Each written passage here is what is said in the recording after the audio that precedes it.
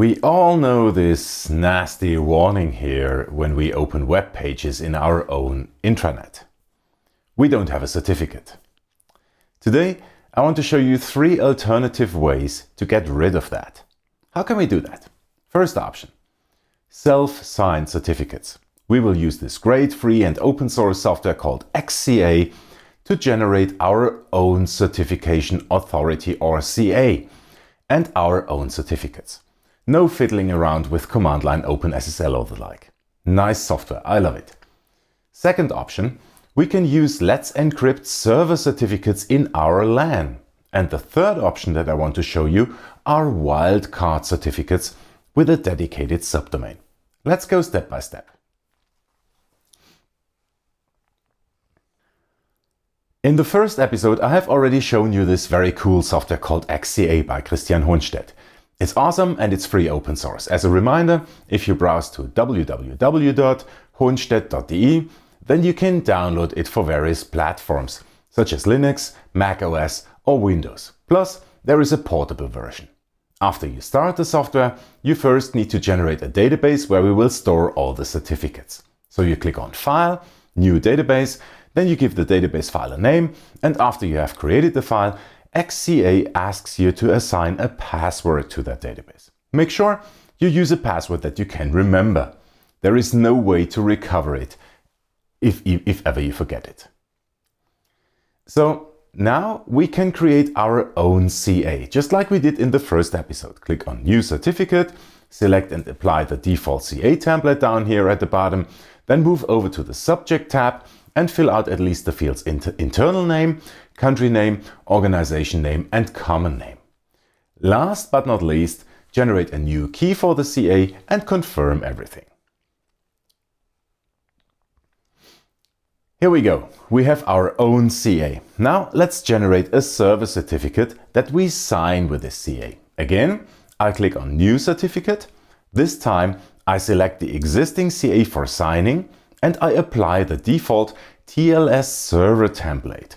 As an internal and common name, I now type in the name of the server that I want to create the certificate for. Again, fill out the country and organization name fields and generate or use a key. If you want this certificate to be valid for multiple names, for example, short names and fully qualified domain names or IP addresses, then you can add these here under extensions as subject alternative names. You could as well generate a wildcard certificate if you wanted to use one single certificate for a whole domain, for example *.onemark50.com.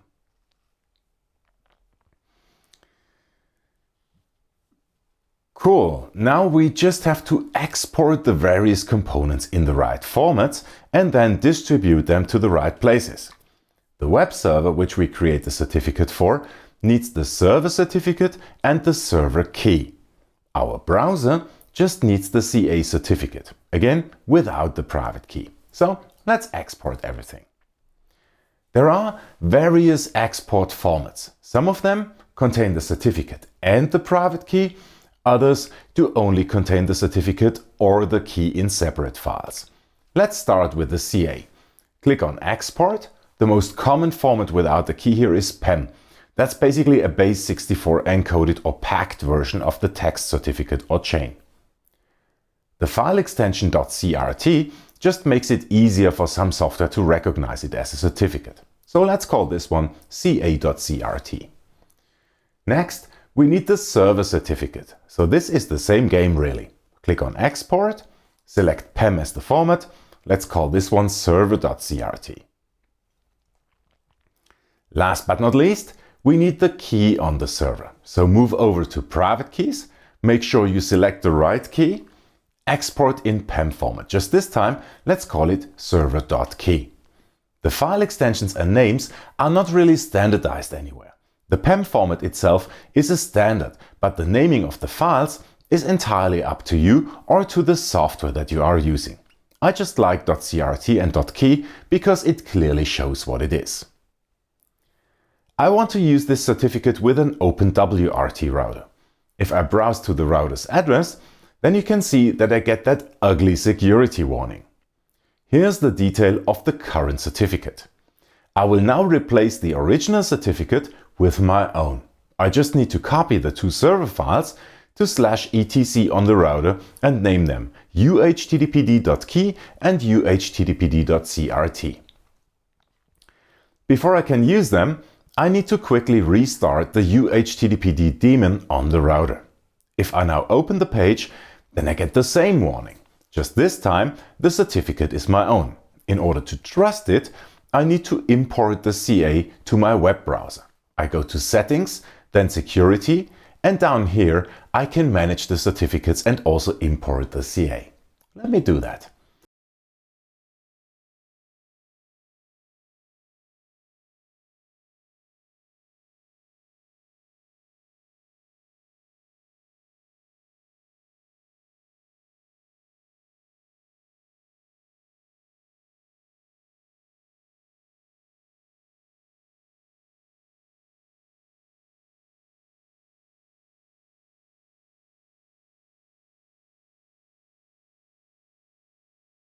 If I now refresh the page, then it shows up secure and without a warning.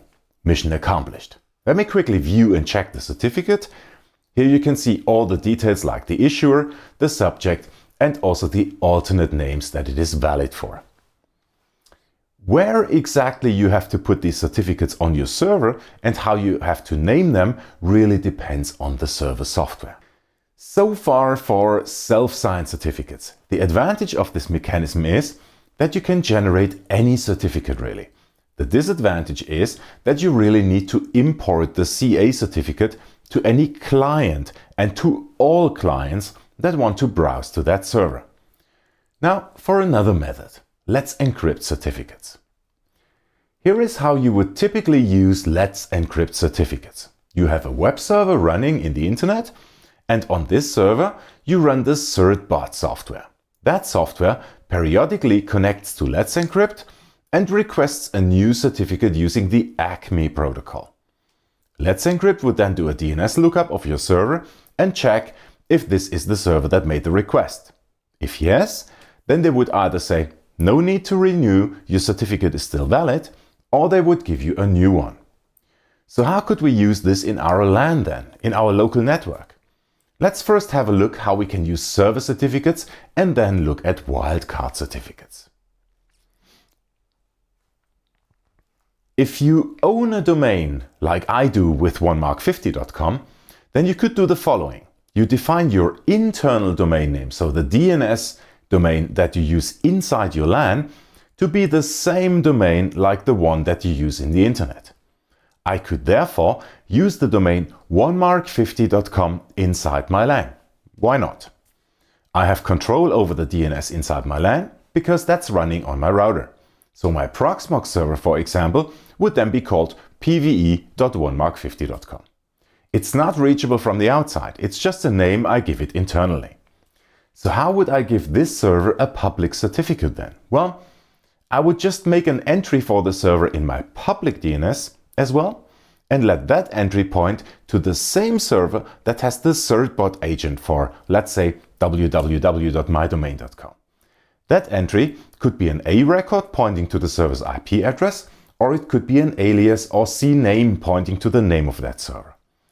The CertBot on that server can now request certificates for that name.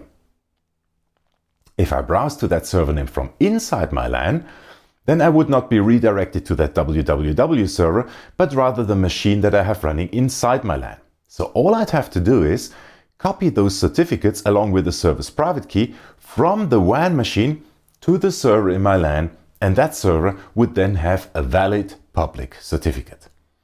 Those certificates are located under /etc/LetsEncrypt on the public server. This solution has a couple of challenges though. Of course, the certificate would only work if I called the server page by its fully qualified domain name, because the certificate had been issued to pve.onemark50.com, but not just to PVE. So I would still get a certificate warning if I used the short name. Also, I would potentially need to make a lot of entries in my public DNS if I wanted to use this for multiple servers.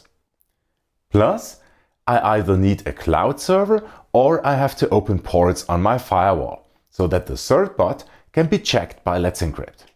Here's another solution: wildcard certificates. Wildcard certificates from LetsEncrypt work like this.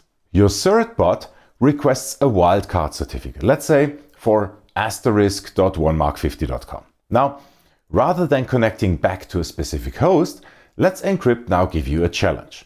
They tell you to put a text record named something like _acme_challenge into your DNS.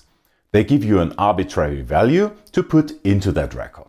If they can successfully query that text record, and if it does contain the value that they have requested you to put in there, then they know that you are the owner of that domain. They issue the wildcard certificate.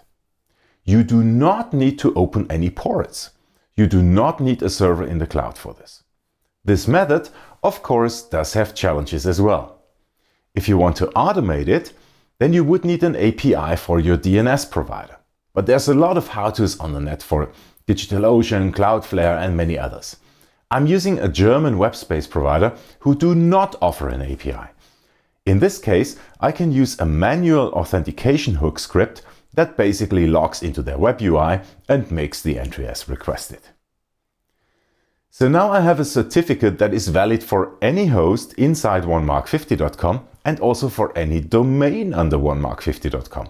I could therefore use a subdomain inside my LAN, such as local.onemark50.com, and I do not have to create any public DNS entries for my host inside my LAN. Any host in that subdomain would show as valid in the browser if I provided a copy of the wildcard certificate to it. I'm using this in my network on a reverse proxy server running Nginx. Whenever I cross network or rather VLAN boundaries, then the traffic is redirected over this proxy server in order to ask for a second factor of authentication. That reverse proxy has a wildcard certificate for my domain. That means that all SSL or TLS traffic that I have running via that Nginx would automatically be shown as secured on OK, as long as I'm using fully qualified domain names. Just to round this subject up, if you are using the LetsEncrypt certificate method, you should be aware that due to certificate transparency, CT, or rather audit requirements, the CA authorities keep publicly available logs of every single certificate that they issued.